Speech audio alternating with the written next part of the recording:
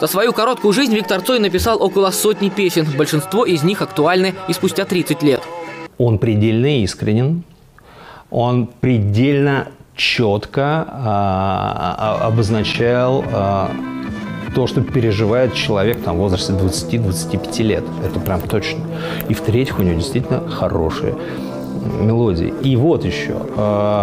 За ним шлейф рок-героя. Абсолютного рок-героя. Вы представляете, 8 альбомов, 8 лет существования группы. Да? То есть вот он за эти 8 лет выпустил 8 альбомов и разбился. Закрой за мной дверь, я ухожу. Закрой за мной дверь, я ухожу.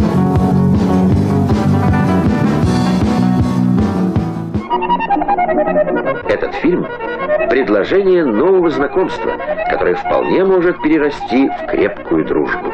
Лаконичность форм, вместительный салон, удобные кресла. Советская реклама без ложной скромности описывает достоинство этого автомобиля. Впервые на советских экранах настолько подробно показали краш-тест и испытания на безопасность. Злополучный «Москвич-2141» Виктору Цою в 90-м купил Иосиф Пригожин. В те годы помощник Юрия Айзеншписа, продюсера группы «Кино». Почему покупали «Москвич»? Потому что «Москвич» был в 90-е годы самым актуальным автомобилем. Мы покупали «Москвич» в цвет мокрый асфальт. Он был тогда очень модным. «Жигули» восьмерка. У нас же не было особо иномарок. Если и были какие-то иномарки, то они были обязательно старенькие, понимаете, да?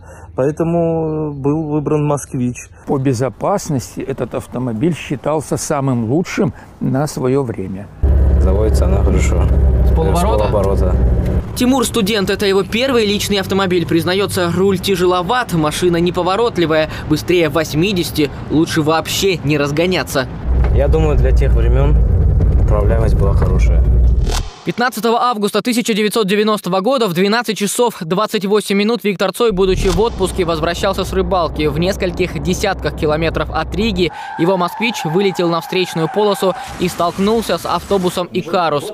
Спустя 4 дня Виктора Цоя похоронили в Ленинграде. Разбитый «Москвич» еще около года видели на местной автобазе. Потом его следы теряются. Куда делся автомобиль рок-звезды, неизвестно. Но помятый номер с его машины недавно продали с аукциона за 2 миллиона рублей. Покупатель предпочел остаться анонимным.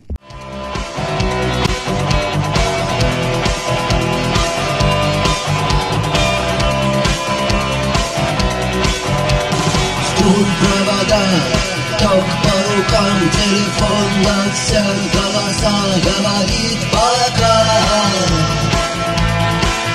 Пора. И пальто на гвозде, шарф в рукаве и перчатки в карманах шепчут: подожди до утра, до утра. Но странный стук зовет дорогу. Может, сердце, может, стук в дверь. И когда я вернусь на пороге, я скажу одно лишь слово: нет.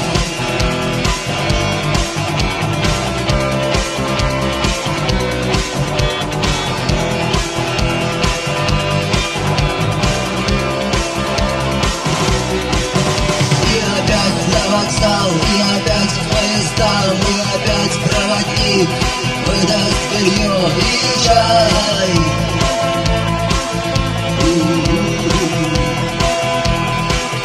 И опять не усну, и опять сквозь грохот колес мне послышится снова: прощай. Но странный стук зовет дорогу. Может, сердце, может, стук в дверь. И когда я вернусь на пороге, я скажу одно лишь слово: нет. Но странный стук зовет дорогу. Может, сердце, может, стук в дверь. И когда я вернусь на пороге, я скажу: